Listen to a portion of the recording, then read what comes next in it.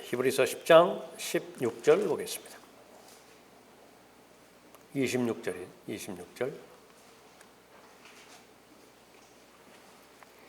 이는 우리가 진리의 지식을 받고 난 후에도 고의적으로 죄를 지으면 더 이상 죄들을 위한 희생제가 남아있지 아니하고 다만 대적하는 자들을 집어삼킬 심판과 맹렬한 분노를 두려운 마음으로 기다리는 것만 남아있기 때문이라. 모세의 율법을 경시한 자도 자비를 얻지 못하고 두세 증인의 증언으로 인하여 죽었거늘 하물며 하나님의 아들을 발 아래 짓밟고 또 자신을 거룩해 한 그 언약의 피를 거룩하지 아니한 것으로 간주하고 또 그 은혜의 영을 모욕하는 자가 얼마나 더 심한 형벌을 받아야 마땅한지 생각하라. 이는 원수 갚는 것이 내게 있으니 내가 갚으리라 주가 말하노라 하셨고 또다시 주께서 자기 백성을 심판하시리라고 말씀하신 그분을 우리가 알기 때문이니 살아계신 하나님의 손 안으로 떨어지는 것은 두려운 일이라. 계속해서 대환란 때에 유대인에 해당되어지는 구절을 우리가 살펴보고 있습니다. 특징을 말한다고 한다면 구원을 받고 구원이 유지되어지는 그 조건 가운데 하나가 행위가 포함이 된다는 사실이죠. 믿음과 행위로 인해서 구원을 받고 그 구원이 유지되는 것은 항상 그 행위가 유지되어야 됩니다. 대환란 때는 모세의 율법이 다시 회복될 것이에요. 그래서 28절에 모세의 율법이 나오죠. 또 이 대환란 때에 다루어지는 대상은 바로 유대인인데 그것은 하나님의 백성입니다. 30절에 나오죠. 자기 백성을 심판하시리라 그렇게 나오죠. 자기 백성은 민족적으로 집체적으로 유대인을 그렇게 말하는 것입니다.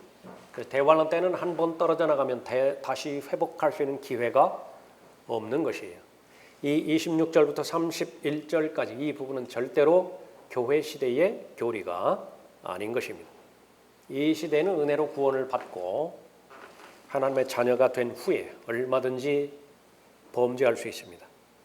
그러나 그 범죄할 때마다 요한일서 1장 6절부터 9절까지의 약속의 말씀에 따라서 자백하면 돼요. 그러면 다시 교제가 회복이 되어지죠. 그러나 본문 말씀은 그러한 것이 아니에요.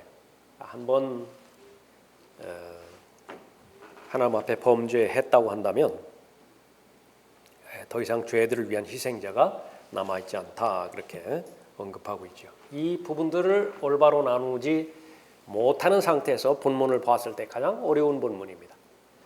모두가 다 회피하는 본문이죠. 그렇게 해서 이 하나님의 말씀을 올바로 나누지 못했을 때에 얼마만큼 그 말씀 자체가 그 사람을 저주하는 것인지 잘 아는 것입니다. 성경을 믿는 믿음만이 올바른 믿음인데 이 믿음의 대상을 잘못 세워서 자신들이 세운 종교적 신념을 믿는 그런 그 부분이 이 마지막 날들에 거의 특히 더 많이 오죠. 그것은 잘못된 그 믿음입니다. 이 사람들의 대표적인 주장 거기 나와 있죠. 26절부터 31절 우리가 읽은 본문입니다. 이 본문은 그리스도의 희생제사를 부인하고 모이기를 저버리는 어떤 사람들에 대한 경고이다. 곧 배교자에 대한 경고로서 6장 4절부터 8절의 내용과 상통하는 준엄한 경고이다. 그렇지 않습니다. 히브리서 6장 4절 이후라든지 히브리서 10장 26절 본문은 단순한 경고가 아니라 구원을 잃어버릴 수 있는 그런 그 저주의 내용이 포함된 것이죠. 그 사실을 우리가 잘 알고 26절 다시 봅니다. 이는 우리가 진리의 지식을 받고 난 후에도 고의적으로 죄를 지으면 더 이상 죄들을 위한 희생제가 남아있지 아니하고 여기서 계속 우리라고 말한 그 1인칭에 포함된 이 복수 대명사 이것은 히브리인들을 말하는 것입니다. 사도 바울이 그 히브리인들에게 자신을 포함시킨 그런 그 문법이죠. 우리가 히브리서의 기록자 히브리인들에게 쓴 같은 히브리인임을 나타나고 있는 것입니다. 자, 구원받은 사람들이 어떤 죄를 지어 구원에서 떨어져 나가는 것을 말하는 것으로 히브리서 6장 4절 6절의 병행 구절 문맥이죠. 한번 깨우침을 받고 하늘의 선물을 맛보며 성령의 동참자가 되고 하나님의 선한 말씀과 오는 세상의 능력을 맛본 자들이 만약 떨어져 나간다면, 교회 시대는 있을 수 없어요. 대환란 때는 떨어져 나갈 수 있습니다. 만약 떨어져 나간다면 다시 새롭게 하여 회개시킬 수 없나니 이는 그들이 스스로 하나님의 아들을 다시 십자가에 못 박아 공개적으로 조롱함이라 그랬습니다. 이 사람들이 기다리는 것은 하나님의 맹렬한 심판의 분노, 그것만 기다리는 것이에요. 다른 것은 없는 것입니다. 이 부분에 대한 잘못된 주장을 살펴보면, 고의적으로 죄를 짓는다는 것은 그리스도교 신앙을 고백한 후 다시 그 신앙을 공공연하게 버리고 배교의 상태에 빠지는 것을 의미한다. 그렇지 않죠? 신약 성경에 기록된 내용만 본다 하더라도 얼마든지 처음에는 시작을 잘 했지만 나중에 배교해서 세상으로 돌아간 사람들이 얼마나 많이 있습니까? 대표적인 사람이 데마였죠. 데마는 심지어 선교사까지 했었습니다. 전담 사역을 했었죠. 그러다가 배교해버렸죠. 계속 살펴보면 이들에게 속죄하는 희생제가 다시 없게 되는 이유는 그들이 그리스도의 한 번의 영원한 제사를 거부했기 때문이다. 그렇지 않습니다. 그래서 이 사람들이 억지로 더 이렇게 주장하는 부분은, 그러니까 여기에서 진리의 지식을 받고 난 후에도 고의적으로 죄를 짓는다. 이 고의적인 죄가 도대체 무엇이냐라고 하는 것을 볼 때에 습관적인 죄라 이렇게 규정짓기도 합니다. 한두 번 짓는 죄가 아니라 오랜 동안 계속해서 짓는 죄. 그럼 한두 번 짓는 죄는 예수 그리스도의 보혈의 근거에 의해서 자백하면 용서받을 수 있고, 습관적으로 계속해서 짓는 죄는 자백하면 용서받을 수 없다는 말인가? 성경에는 그런 구분이 없어요. 전혀 그렇지 않은 것입니다.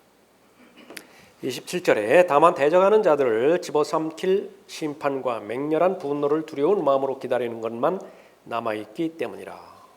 설명해 있는 대로 이 시대에 그리스도인이 고의로 죄를 짓는다 하더라도 집어삼킬 심판을 당하는 것은 결코 아닙니다. 그래서 이런 부분에 있어서 예수 그리스도를 개인의 구주로 믿고 마음에 영접할 때에 하나님의 가족으로 입양되어지죠. 하나님의 아들의 권세를 받게 되어지죠. 그 사람의 이름이 하나님의 생명의 책이 기록되어지죠.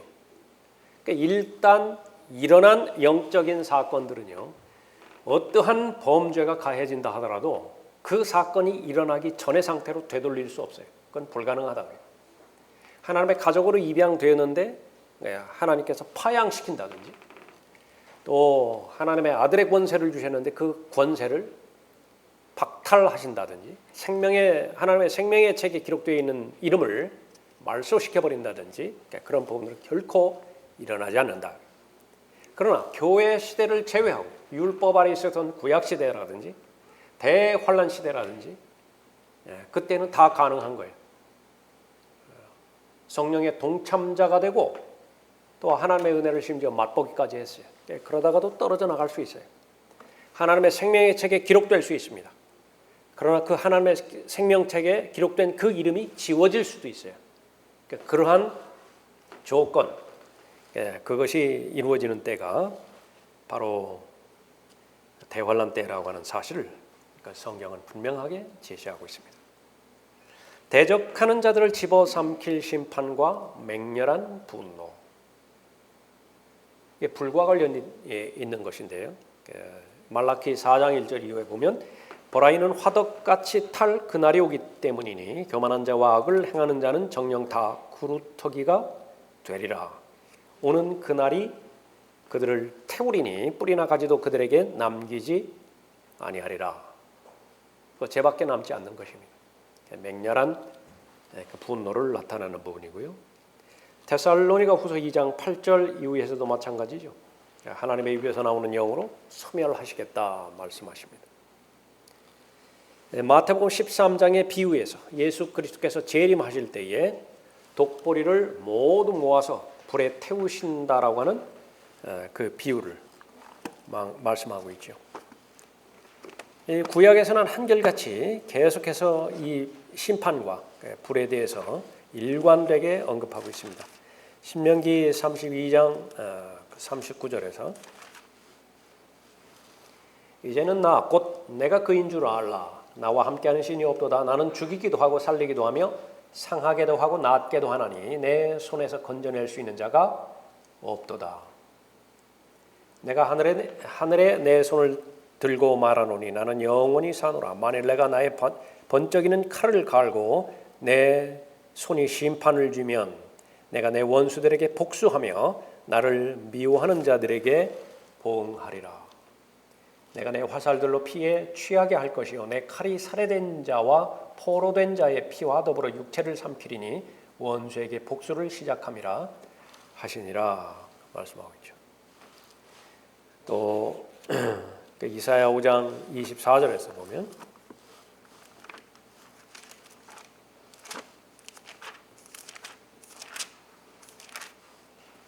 그러므로 불이 그루터기를 삼킴같이 불꽃이 쭉정이를 태움같이 그들의 뿌리가 썩은 것 같이 될 것이며 그들의 꽃핌은 티끌같이 날아가리니 이는 그들이 만군의 주의 율법을 던져버리고 이스라엘의 거룩한 분의 말씀을 멸시하였기 때문이라 언급하고 있습니다. 하나님의 백성이라 하더라도 하나님의 말씀을 버렸을 때에 그분의 율법을 버렸을 때 그 나라를 멸망시키는 것인데 그 방법은 불로 태우는 것이에요. 그러니까 요한계시록에 보면 얼마나 많이 불에 해당되지는 심판이 나오는 것입니까? 26장 11절에서도 주여 주의 손이 높이 들려 올려질 때 그들이 보기를 원치 아니하리이다. 그러나 그들이 보게 될 것이요 백성에게 향한 그들의 시기로 인하여 부끄러워하리니 정령 주의 원수들의 불이 그들을 삼키리다 말씀하셨습니다. 또 이사야 30장 27절에서 보라 주의 이름이 먼 곳으로부터 오되 그의 노함으로 불타고 그 경고의 말씀은 엄중하며 그의 입술은 분노로 가득하시며 그의 혀는 삼키는 불 같고 그렇게 언급하고 있죠. 또 30절에서도 주께서 그의 영광스러운 목소리를 들리게 하실 것이요 그의 노하심의 분노와 삼키는 불꽃과 폭풍과 폭우와 우박들과 더불어 그의 팔에 내리치심을 보이시리라. 다가오는 세상에서의 심판은 불과 직접적으로 관련이 있습니다. 구원받은 그리스도인의 심판, 불과 직접적으로 관련이 있죠. 금과 은과 보석으로 지은 집이 있고 또 나무와 그루터기와 짚으로 지은 그런 집이 있죠. 그리스도의 심판석에서 그 모든 부분들은 이제 불을 통과할 것입니다. 여전히 불을 통과하지만 남는 그런 건축물도 있지만은 다 없어져 버리는 건축물도 있어요. 그러나 그 자신은 불 가운데서 구원받는 구원을 경험하겠죠. 근데 그 사실을 기록한 목적이 있습니다. 고린도서 5장에 의하면 두려움을 알라는 거예요. 누가요? 구원받은 그리스도인이 하나님을 두려워함을 알라라고 하는 거예요. 가짜는 무엇입니까? 그러니까 성경에 기록되어 있었는데도 전혀 두려워하지 않아요. 그러니까 직장을 잃어버릴 것에 대해서는 두려워해요. 건강검진 결과 좋지 않은 소식이 오면 어떻게 될 것인가 그 부분에 대해서는 두려워한다고요. 그러나 그리스도 심판석에 대해서는 전혀 두려워하지 않아요. 믿지 않는 사람이 마지막 날이 마지막이 가까우면 가까울수록 더 그렇습니다. 그리스도인들도 그런데 하물며 구원받지 못한 사람 더 말할 것도 없어요. 반드시 죄에 대해서 또 악에 대해서 하나님께서 심판하시는 그 부분은 불과 관련되어 있습니다. 그래서 그것을 예수님께서 비유로 말씀하실 때에 독보리의 비유에 대해서도 말씀하시고 다른 것에 대해서 다 말씀하셨을 때 유일하게 비유와 상징으로 말씀하지 않은 단어 하나가 있는데 그것은 불이에요. 불. 그 불이라고 하는 것은 실제적으로 문자적인 불이에요. 성령으로 침례를 주시기 위해서 불로 침례를 주시기 위해서 오신 분이 주 예수 그리스도이십니다. 어떻게 바꿔버렸죠? 성령 침례나 불침례나 같은 것으로 봐버린 거예요. 그 성령 침례 받은 다음에 불을 달라고 그렇게 부르짖게 사람들을 그렇게 만들어 버렸죠. 다 저주 아래 그렇게 그 모이게 만들었던 것입니다. 또 하나는 무엇이에요? 불 가운데서 다 불태워 버리라 그렇게 그 말씀하셨는데 그 부분에서 전혀 두려워하지 않습니다. 천년 왕국이 되면은 사람들이 오해하는 것이 천년 왕국 모두가 다 유토피아가 될 것으로 생각하죠. 모두가 다 낙원으로 이 세상이 바뀔 것이라고 생각합니다. 그러나 절대 그렇지 않습니다.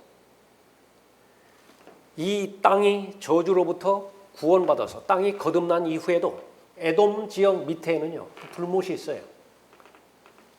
사람들이 그 지역을 오고 가면서 본다고 해요. 불못이에요. 그러면 천년 왕국 때 불못에 던져지는 사람이 있는 것인가? 있지요. 그러니까 불못에 던져지는 사람이 없는데 불못이 왜 있겠어요? 근데 그것은 무엇을 상징하고 있는 것이죠? 영원 세계에서 새 하늘들과 새 땅과 새 예루살렘에 있는 것인데 그렇게 완벽한 존재가 존재하는 영혼에서도요 영원히 불타는 불못이 병행해서 존재하고 있다는 사실입니다. 무서워하지 않아요. 두려워하지 않아요. 구원받는 조건 가운데 아주 중요한 요소는요 하나님을 두려워하는 마음이 있어야 구원을 받아요. 자신의 의를 포기하지 않는 사람, 예수 그리스도의 의를 받아들이지 못하는 사람이죠. 그 사람은 구원받지 못해요. 대표적으로 유대인들이 그랬다고요. 열성은 있지만은 하나님의 의를 받아들이지 않았어요. 무엇 때문에 그랬죠?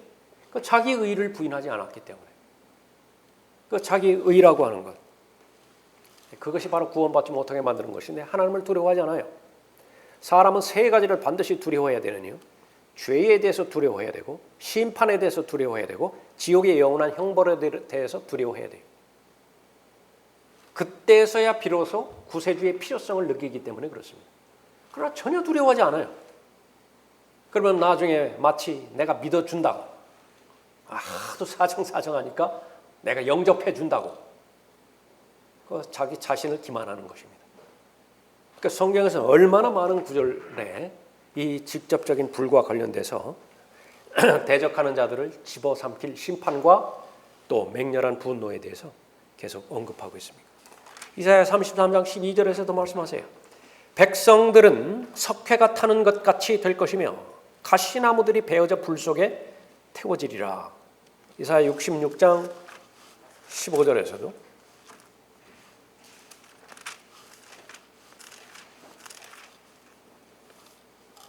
보라 주가 불과 함께 올 것이며 회오리 바람과 같은 그의 병거들과 더불어 오리니 진노함으로 그의 분노를 불꽃으로 그의 책망을 나타내시리라. 어디죠? 그러니까 요한계시록 마지막이요. 요한계시록 19장에서 아마겟돈 전쟁을 위시로 해가지고 전쟁이 벌어지는데 천년 왕국 제일 마지막에 마귀가 사탄이 이 지하 감옥에서 열릴 때예요. 그 하나님을 대적했던 그 악인들, 천년왕국 동안에 예수 그리스도께서 철장으로 다스리기 때문에 밖으로 대놓고 불만을 표출할 수는 없었을 뿐이에요. 그러나 속으로 아주 골마 터졌죠. 그러다가 사탄이 한 번 마지막 기회를 갖고 다 소집했을 때, 마귀의 편에 서라고 소집했을 때 바다에 모래처럼 몰려드는 것입니다. 그때의 마지막은 어떻게 돼요? 하늘에서 오는 불길로 다 불살라버린다.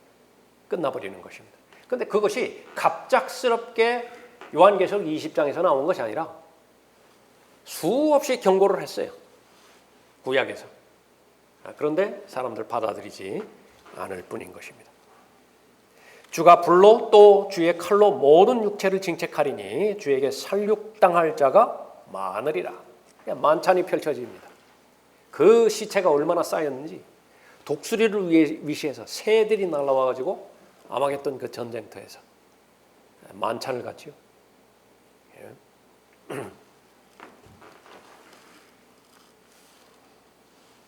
성경의 마지막, 이사야서의 마지막, 그것은 지옥으로 마친다는 사실을 반드시 알아야 됩니다.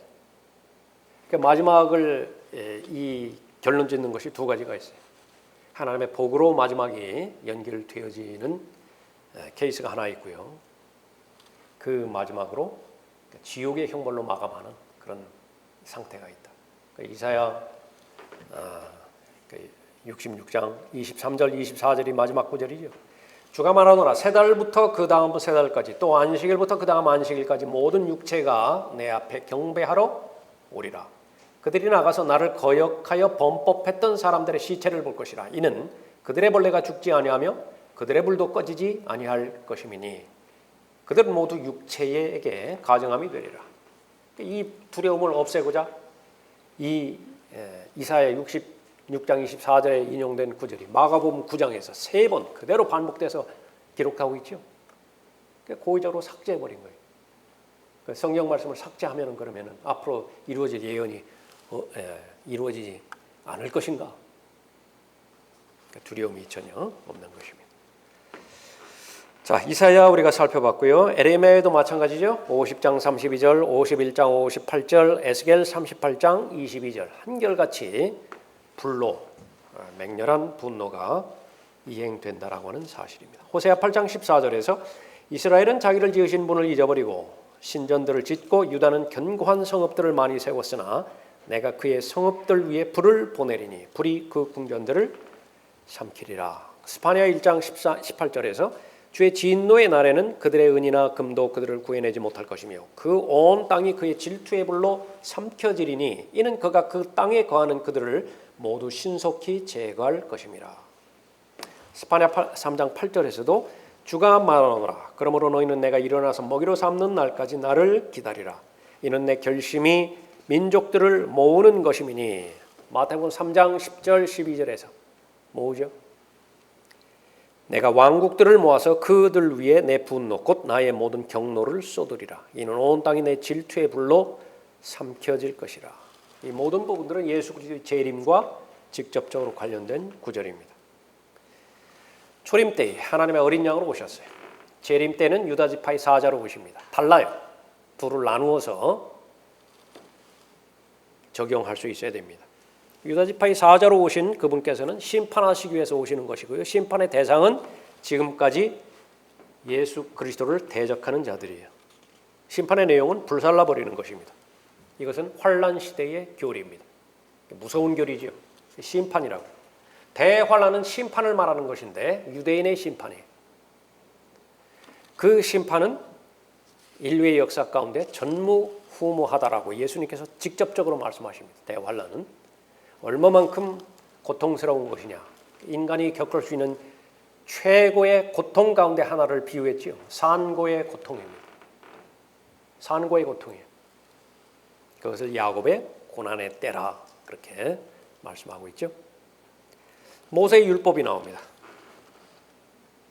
말라키 4장 4절에서 예수 그리스도의 재림에 앞서서 선행되어지는 조건, 그것은 모세의 율법이 회복되어지는 것입니다. 또 그 모세의 율법을 대표해서 모세가 요한계시록 11장에서 그렇게 나오죠. 선지서들을 대표해서 다시 한번 엘리야가 두 증인의 한 사람으로서 그렇게 나타나는 것입니다. 무엇이죠? 구약의 회복이에요. 구약이 다시 회복되어진다. 모세는 모세의 노래가 있습니다. 이제 이 다음 문맥에서 나오는 부분인데 신명기 32장에 나와 있는 내용입니다. 그 모세의 노래와 모세에 관련된 축복이 연결되어지고요. 이 모세의 노래는 누가 부르느냐? 교회 성도가 부르는 것이 아니라 대환란 성도가 부르는 노래예요. 그래서 교리적으로 이 모세의 노래는 교회 시대와는 전혀 상관이 없습니다.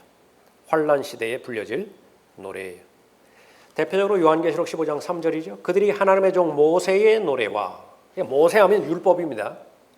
왜 그렇게 할 수 있죠? 예수님께서 직접 말씀하셨잖아요. 모세는 율법은 모세를 통해서 온 것이라 말했지요. 은혜와 진리는 예수 그리스도를 통해서 오셨다.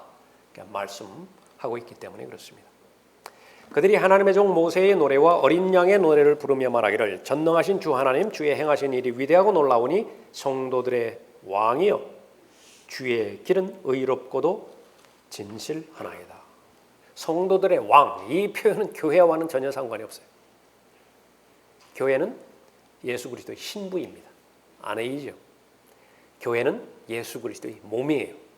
그런 호칭은 있지만은 성도들의 왕, 이것은 유대인과 관련이 있는 부분입니다.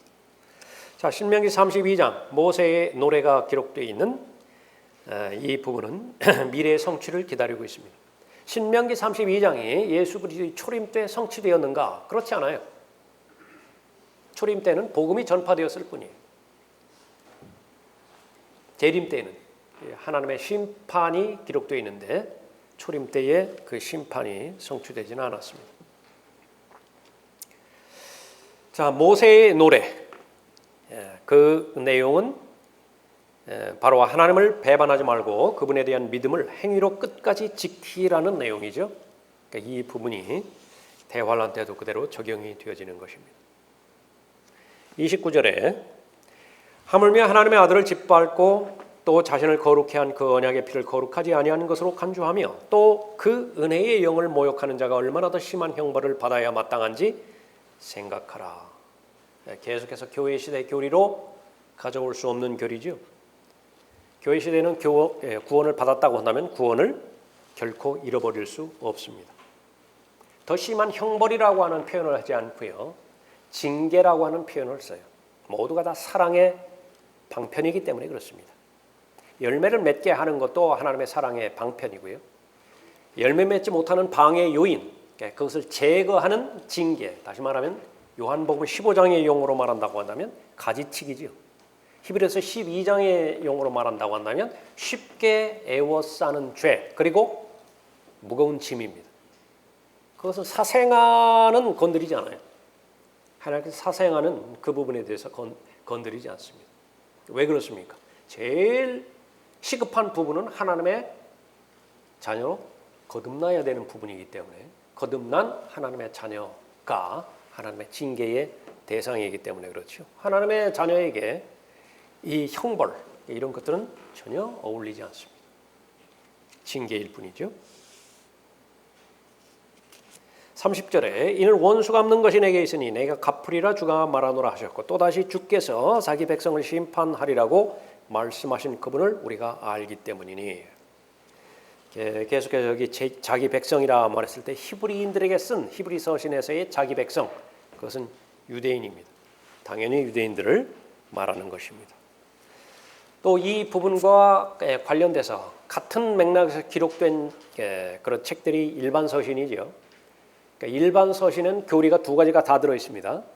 하나는 교회 시대의 교리가 있고 또 하나는 대환란 때의 교리가 두 개 다 들어 있어요. 그래서 쉽지 않은 책이에요.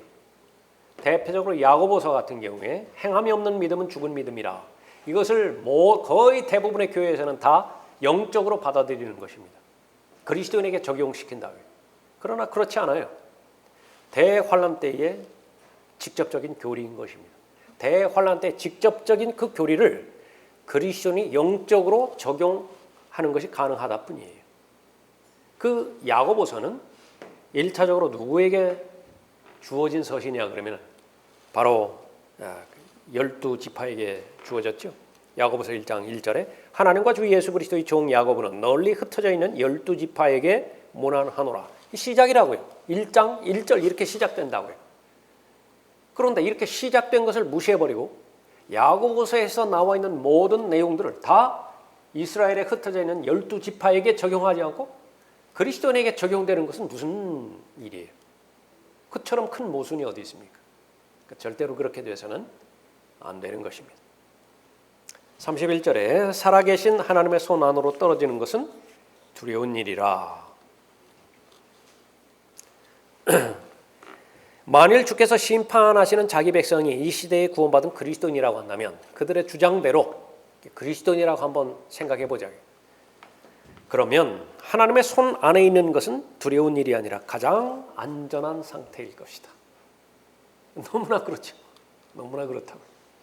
하나님의 품 안에 있는 것보다 더 안전한 것이 어디 있어요?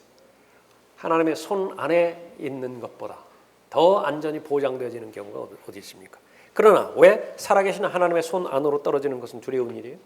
그러니까 손에 하나님의 막대기가 주어졌기 때문에 그렇습니다. 요한복음 10장 28절에서 내가 그들에게 영생을 주노니 그들은 영원히 멸망하지 않을 것이며 또 아무도 나의 손에서 그들을 빼앗지 못할 것이니라. 이 그리스도인에게 적용되어질 때에 하나님의 손이라고 하는 표현이 이렇게 사용됐어요. 아주 긍정적으로 보호 대상이죠. 그들을 나에게 주신 내 아버지는 마녀보다 더 위대하시니 아무도 내 아버지의 손에서 그들을 빼앗아갈 수 없느니라. 구원받을 때 그리스도인 아담 안에 있다가 성령 하나님께서 예수 그리스도 안으로 넣어주셨죠. 성령 침례가 이루어진 것입니다. 그 결과 어떻게 되죠? 그리스도인 몸에 지체가 되는데 그 지체 가운데 하나는 팔 아니겠어요? 손의 일부가 된 거예요. 그것이 바로 교회 시대의 교리입니다. 고린도전서 12장 27절에서 이제 너희는 그리스도의 몸이요 개별적으로는 그 지체들이라. 그래서 이 시대에 하나님의 손만큼 더 좋은 장소는 없는 것입니다. 그렇다고 한다면 살아계신 하나님의 손은 무엇을 말하는 것이냐? 다분히 비유적인 표현이에요. 마치 요한복음 15장에서 포도나무와 가지의 설명이 비유이듯이 비유적인 설명이다. 그 비유의 목적은 야곱의 고난의 때에 맞춰져 있습니다. 에레미야 30장 6절에서 너희는 이제 물어보라. 아이로 진통하는 남자가 있는지 알아보라. 내가 보니 마치 진통하는 여인처럼 남자들이 각기 자기 손으로 허리를 짚고 모든 얼굴들이 창백하게 변하는 것은 어쩐 일이냐. 슬프도다 그날이 크므로 어떤 때도 그와 같지 않나니 그날은 야곱의 고난의 때라. 그러나 그는 그 고난에서 구원을 받으리라. 아주 소수이지만 주의 이름을 부르는 자들이 있다고 구원을 받을 것입니다. 대환란 때 히브리인들은 예루살렘에 있는 제단에서 희생제물로 적그리스도에게 바쳐진다. 그래서 인간 제물로 둔갑이 되어지죠. 그때 실제 인간 제물이 바쳐지게 되는 것입니다. 그 한복판에서 모세와 엘리야가 이 땅에 내려와서 말씀을 전파합니다. 사람들은 그 말씀을 듣고 예수 그리스도를 믿고 예수 그리스도의 보혈로 거룩하게 될 수 있어요. 그러나 구원이 유지되기 위해서는 끝까지 견뎌야 됩니다. 마태복음 24장 13절 말씀이 대환란 교리 구절이죠. 그러나 끝까지 견디는 자는 구원을 받으리라. 왜 그렇죠? 13절 이전에 계속해서 강조하는 것은 하나님의 은혜의 복음이 아니라 왕국 복음이기 때문에 그렇습니다. 왕국 복음은 메시아 복음이에요. 유대인에게 직접적으로 연결된 복음이기 때문에 그렇죠. 그래서 이 사람들이 끝까지 견디기 위해서는 지금 계속해서 우리가 살펴보고 있는 히브리서 10장에 관련된 그 부분에 대한 경고를 받아야 돼요. 우리가 오늘 살펴본 이 부분까지 31절까지 이 부분은요 가장 무서운 구절이죠. 가장 엄중한 구절이에요. 지옥에 가지 않으려면 하나님 말씀대로 하라 그거예요. 하나님 말씀대로 하지 않으면 그러니까 예외 없이 지옥에 가는 것이에요. 이렇게 엄중한 말씀을 행하시고 그 다음에 이제 다음에 살펴볼 32절부터 마지막 절까지 그리고 더 나가서 히브리서 11장이죠. 우리가 지금 히브리서 10장에 와 있잖아요. 히브리서 11장에 계속해서 강조하는 것은 격려와 위로와 용기를 주는 거예요. 그러나 할 수 있다. 그러나 할 수 있어. 끝까지 견딜 수 있어. 그러니까 그렇게 해서 계속 위로와 격려해 주는 말씀과 그 믿음의 본, 믿음을 지켰던 과거의 믿음의 사람들 좋은 평판을 받았죠. 그 열악한 환경과 여건 가운데서 너희들 못지않게 그런 어려운 여건이었지만 모두가 다 좋은 평판을 받았다. 어떤 평판 받았어요? A+ 다 받았어요. A+ 최상급 다 받았다. 그러니까 너희들도 할 수 있다. 그렇게 권면하는 거죠.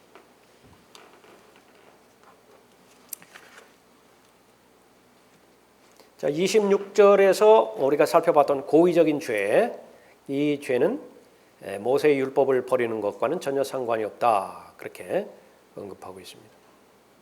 시편 19편 13절에서 또 주의 종을 고의로 짓는 죄들로부터 지켜주시어 그 죄들이 나를 주관하지 못하게 하소서. 그리하면 내가 올바르게 되리니 내가 큰 죄과로부터 순결하게 되리라. 마태복음 12장에서 성령을 거스르는 모독이라고 하는 죄가 있죠. 성령을 거스르는 모독이 되어 있습니다. 그러니까 이 부분은 예수 그리스도의 재림과 직접적으로 관련이 있는 것이죠. 그러니까 예수 그리스도께서 지상에 계실 때에 그 예수 그리스도를 향하여 마귀 들렸다라고 말하는 것이 바로 성령을 모독하는, 성령을 거스르는 그 모독이고, 그것은 고의적인 죄가 될 수 있습니다. 그 밑에 설명해 보면 이 죄는 대환란 때 하나님의 백성 가운데 어떤 사람들에 의해 저질러진다. 그래서 계속 경고가 주어지는 것이죠. 교회 시대와는 교리적으로 차이가 있다라고 하는 사실을 아는 것입니다. 히브리서 3장 6절, 12절부터 14절, 또 히브리서 6장 1절부터 6절, 또 오늘 살펴보는 히브리서 10장 26절 이하의 본문입니다. 이것이 이제 요한계시록에서 확인이 되어지는 부분이 요한계시록 13장 8절 이후이고 요한계시록 14장 9절 이후입니다. 그래서 불순종하는 종에게는 두려운 일이 생길 거예요. 마태복음 25장 30절에서 너희는 그 쓸모없는 종을 바깥 흑암에 내어던지라. 거기서 울며 이를 갈고 있으리라. 어떤 종이죠? 끝까지 견디지 못한 종이에요. 짐승의 표를 계속해서 저항하다가 받아버리는 그런 종이죠. 지금까지는 행위로 잘 견뎌왔는데 어느 순간에 부족해. 행위가 부족하다. 그러면 지옥에 가는 것입니다. 마태복음 25장에서 양에 속한 그 민족, 염소에 속한 민족 말씀하시면서 거기에는 예수 그리스도의 피가 단 한 번도 안 나온다고 그랬죠. 마태복음 25장은 철저히 하나부터 끝까지 행위예요. 카톨릭에서 그렇게 좋아하는 이웃사랑입니다. 가난한 자 돌보고 감옥에 있는 자 인권운동 해주고 그렇게 하면 그것이 구원인 줄 알아요. 하나님의 말씀을 올바로 나누지 못했을 때에 대환란에 해당되지는 교리를 이 시대의 교회 시대의 교리로 가져올 경우 얼마나 큰 저주의 비극을 맞는 것인지 반복적으로 계속해서 우리가 알아야 되는 것입니다. 자, 살아계신 하나님의 손을 두렵게 묘사하고 있죠. 분명 교회 시대와는 다른 시대를 향한 본문입니다. 대환란 기간에 하나님께서는 교회가 아닌 자기 백성인 유대인을 다룰 것이에요. 또 대환란 중에 유대인들은 예루살렘에 있는 제단에서 희생제물로 바쳐질 것입니다. 또 그렇지만은 그들이 온전히 구원받기 위해서는 끝까지 견뎌야 되죠. 그래서 조금 전에 살펴봤던 것처럼 이후에 본문에서는 계속해서 권면을 받고 있는 것입니다. 그러니까 지속적인 경고에도 불구하고 환란 때에 이스라엘은 이러한 죄들을 계속해서 범할 것입니다. 다니엘 11장 32절 이후라든지 이런 부분에서 끝까지 견디지 못하거나 짐승의 표를 받거나 구원을 잃어버리거나 지옥에 가거나 하는 것들, 이 모든 것들이 불순종한 종에게 일어나는 것인데 그것을 히브리서에서는 두려운 일이라 그렇게 언급하고 있습니다. 구원받기 위해 행위를 하지 않았기 때문에 이러한 일들을 당할 것입니다. 자, 오늘은 여기까지 하겠습니다.